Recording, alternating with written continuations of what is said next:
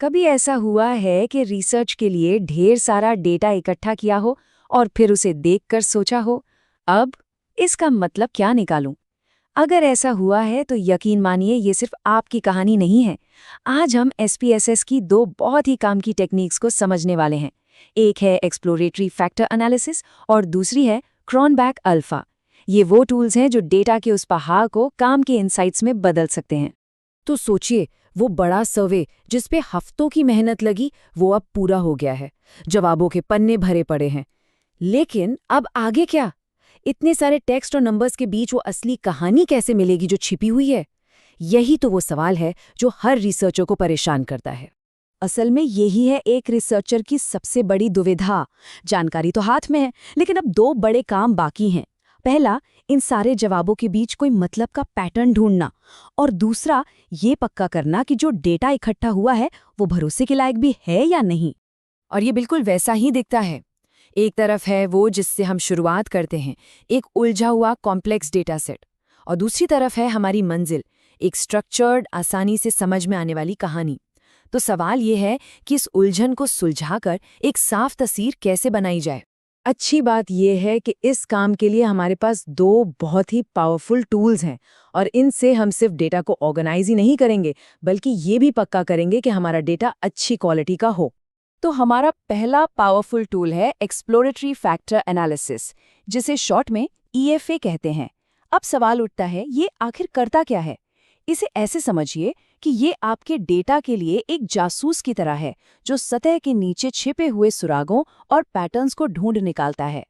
देखिए, ईएफए का मेन काम ये है कि वो बहुत सारे अलग अलग वेरिएबल्स को लेता है। मान लीजिए सर्वे में 20 सवाल हैं और उन्हें कुछ छुपे हुए ग्रुप्स में बांट देता है। इन्हीं ग्रुप्स को हम फैक्टर्स कहते हैं। मतलब इसका पूरा मकसद कॉम्प्लेक्सिटी को कम करना और एक बड़ी पिक्चर को देखना है। ये एनालॉजी मुझे बहुत सही लगती है।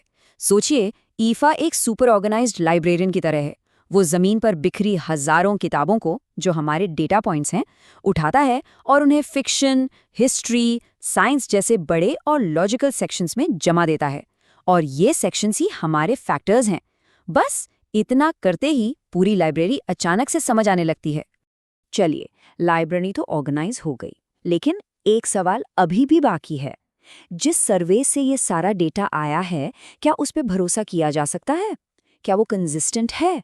और यहीं पर हमारा दूसरा टूल यानी क्रॉनबैक अल्फा काम आता है।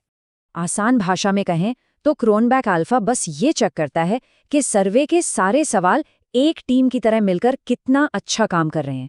मतलब, अगर जॉब सेटिस्फैक्शन को माप रहे हैं तो क्या वाकई सारे सवाल उसी एक कॉन्सेप्ट को माप रहे हैं? यही है इंटरनल कंसिस्टेंसी का असली टेस्ट। इसको एक थर्मोमीटर के उदाहरण से समझते हैं। अगर एक ही कमरे का टेम्परेचर 3 बार चेक करने पर 3 अलग अलग रीडिंग आए, तो क्या उस थर्मोमीटर पर कोई भरोसा करेगा? नहीं, है ना? बस सर्वे का भी यही हाल है। क्रॉनबैक अल्फा हमें यही बताता है कि हमारा ये सर्वे वाला थर्मोमीटर कितना कंसिस्टेंट और भरोसेमंद है। अच्छा, तो थ्योरी तो काफी हो गई, अब थोड़ा प्रैक्टिकल हो जाते हैं। चलिए सीधे एसपीएसएस में चलते हैं और देखते हैं कि इन दोनों पावरफुल टूल्स को असल में इस्तेमाल कैसे करना है। ईएफए के लिए मोटे तौर पर 4 स्टेप्स हैं। सबसे पहले ये पक्का कर लें कि आपका डेटा बिल्कुल साफ सुथरा और तैयार है। फिर एसपीएसएस में जाकर असली काम करना है। तीसरा, जो रिजल्ट्स आते हैं उन्हें समझना है, मतलब एसपीएसएस जो बता रहा है उसका मतलब निकालना। और आखिर में अपने मॉडल को और बेहतर बनाने के लिए जो भी छोटे मोटे बदलाव जरूरी हैं वो करने हैं। अब जब ईएफए के रिजल्ट्स को देखेंगे तो एक जादुई नंबर पर नजर रखनी है जिसे कहते हैं आइगन वैल्यू। इसे आप किसी फैक्टर का पावर स्कोर समझ सकते हैं। सीधा सा नियम है, अगर ये पावर स्कोर 1 से ज्यादा है तो वो फैक्टर काम का है और उसे रखना चाहिए, और अगर 1 से कम है तो शायद वो उतना जरूरी नहीं है। अगला नियम है फैक्टर लोडिंग का। ये असल में एक सवाल का जवाब देता है। आपके सर्वे का कोई एक सवाल किसी एक फैक्टर के साथ कितनी मजबूती से जुड़ा हुआ है। आमतौर पर हम 0.4 से ऊपर का स्कोर ढूंढते हैं। इससे पता चलता है कि हाँ, ये सवाल इसी ग्रुप का हिस्सा है। अब आते हैं क्रॉनबैक अल्फा पर। इसका प्रोसेस तो और भी आसान है। बस 3 स्टेप्स हैं। अपना डेटा सेटअप करें, एसपीएसएस में रिलायबिलिटी एनालिसिस चलाएं और फिर जो अल्फा वैल्यू आती है उसका मतलब समझें। अल्फा वैल्यू को समझना बहुत सीधा है। एक जनरल रूल है कि 0.7 से ऊपर की कोई भी वैल्यू एक्सेप्टेबल मानी जाती है। 0.8 से ऊपर हो तो अच्छा है। और एक मज़ेदार बात, अगर वैल्यू 0.9 से भी बहुत ज़्यादा चली जाए तो ये इस बात का इशारा हो सकता है कि आपके कुछ सवाल लगभग एक जैसे ही हैं और शायद गैर ज़रूरी हैं।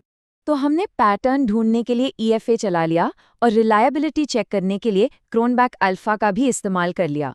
लेकिन इन सारे टेक्निकल स्टेप्स का आखिर मकसद क्या है? मकसद है रॉ डेटा को एक असली दमदार खोज में बदलना। जब इन टूल्स का सही इस्तेमाल होता है तो सिर्फ नंबर ही साफ नहीं होते, बल्कि अपनी फाइंडिंग्स को वैलिडेशन मिलता है। ये साबित होता है कि रिसर्च के जो नतीजे हैं वे भरोसे के लायक भी हैं और असरदार भी। तो आखिर में हम एक बहुत ही रोमांचक सवाल पर आकर रुकते हैं। अब जब ये एनालिटिकल टूल्स हमारे पास हैं, तो सोचिए कि खुद हमारे डेटा में कौन सी कमाल की इनसाइट्स और छिपी हुई कहानियां हैं जो बस खोजे जाने का इंतजार कर रही हैं।